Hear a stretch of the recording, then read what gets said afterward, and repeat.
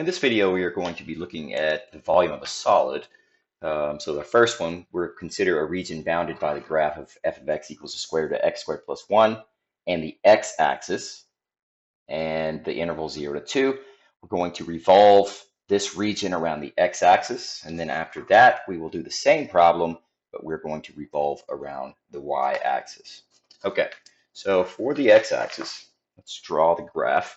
I pulled it up on the graph here, so if you want to graph it, here's what it looks like. And I went to the window since I only want the first quadrant. Okay, so from 0 to 10 and 0 to 10, here's what the graph looks like. Okay, so from 1 and it goes all the way up to here. Now, I'm only going on the interval 2, so I can change that x value to 2.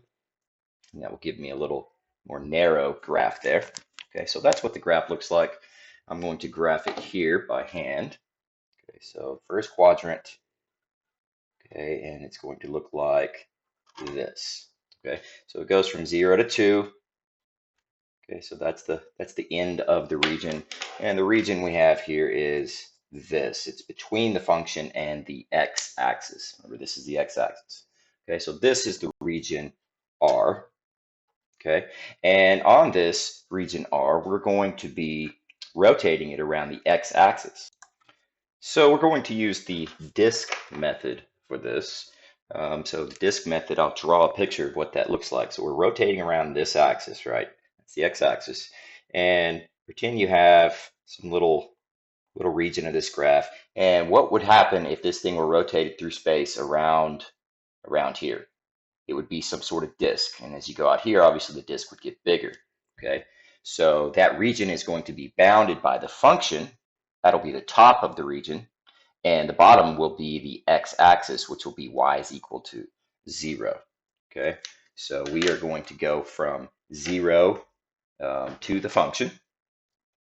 And the formula we're going to use is v equals from a to b. This is for the disk method, pi f of x squared dx.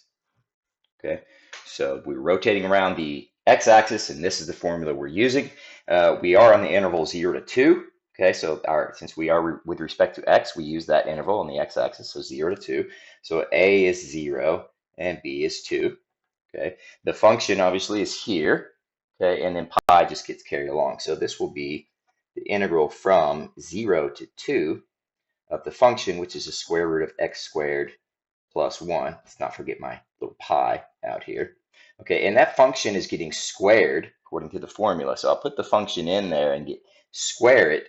Of course, since we're squaring a square root, those will cancel. So you get from 0 to 2 of pi times x squared plus 1. The square root is now gone. Okay, so from this point, it gets pretty standard. We can just keep the pi out front, and we can go ahead and integrate inside this parentheses. Okay, so I'll keep this out front. And the antiderivative of x squared is x cubed over 3, and the antiderivative of 1 is going to be x. Okay, and we're going to integrate from 0 to 2. Okay, so we plug in the 2. If I plug in the 0, you might see there's a 0 here and a 0 here. So the 0, when I plug it in, is going to 0 out. So here's the pi, and I'm plugging in a 2 in place of x. It's getting cubed over 3 plus 2. Okay, so there's the first part, and then minus, and then I'll plug in the 0, which of course, as I mentioned, it's just going to 0 the entire second part of this thing out. So this thing is gone. Okay, so we're left with this. So that's equal to pi times 8 over 3. And then we'll put 2 in, write it with the same denominator. So it'll be 6 over 3. Okay, which means you get 14. Here's my pi over 3. And that's the region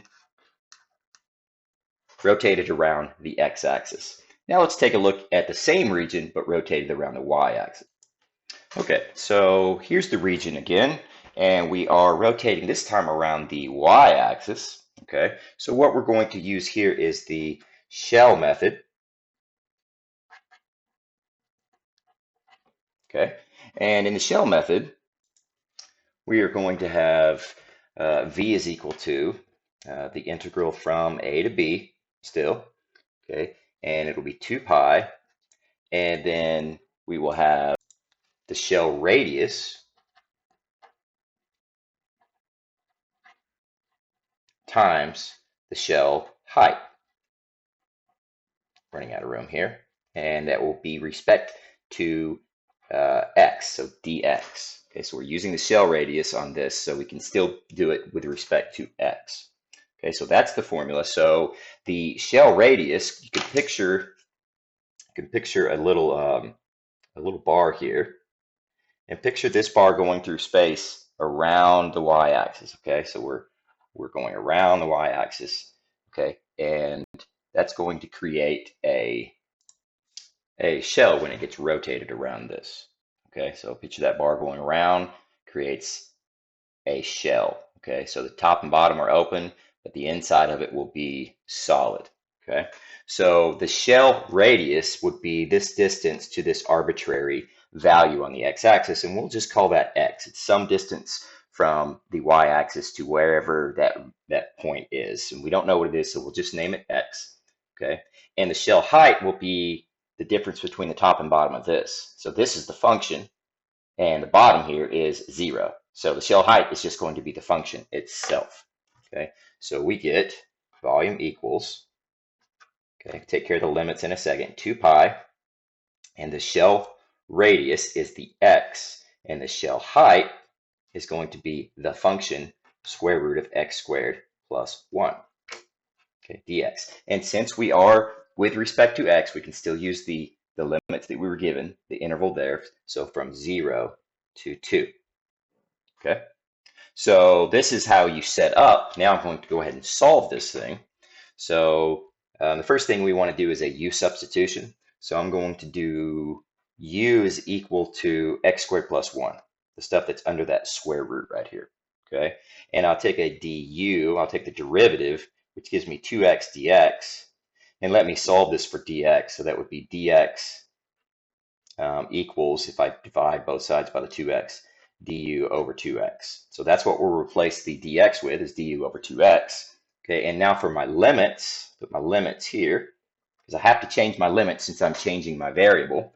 So this is how I find my limits. I plug the 0 in here and the 2 in here to get 2 answers. So u is equal to 0 squared plus 1. So there's our lower limit of 1. And u is equal to 2 squared plus 1, which is 5. So that's our upper limit. Okay, so it'll be v is equal to 1 to 5, our new limits. 2 pi x, we haven't done anything with that yet, but we have replaced the x squared plus 1 with a u. So I'll just do the square root of u. And now we replace dx with this right here, which is du over 2x. Okay, now here you can see that there's an x that's being multiplied by this, and then there's x that's being divided along with the 2 as well. So they're both going to cancel out. And that's just going to leave you with the volume from 1 to 5, the integral from 1 to 5 of pi times the square root of u du. Okay, and if you want to take that integral, you just need to change it to have exponents. So it would be 1 to 5, here's the pi, and it'd be u to the 1/2. That's the same thing as the square root of u. Okay, and then if we want to take that integral, you add 1 to it and divide by that number. So it would be equal to u to the 3/2. That's what happens if I add 1 to 1/2. Okay, and I divide by 3/2. Okay, and then that will be, let's not forget our pi that's sitting out there. And then we will integrate that from 1 to 5. So those will be our limits we'll plug in. Let's clean this up. Instead of dividing by 3/2, I'm going to flip and multiply. So this is going to be 2 pi over 3. And then we've got our u to the 3/2, which I can write back in terms of a radical form. So that's going to be the square root, that's the one on bottom, and u cubed, which is the one on top, from 1 to 5. Okay, now here's just algebra to finish this thing up. So we're going to plug in the 5 and then subtract, plug in the 1. So here's the 2 pi over 3 on the outside.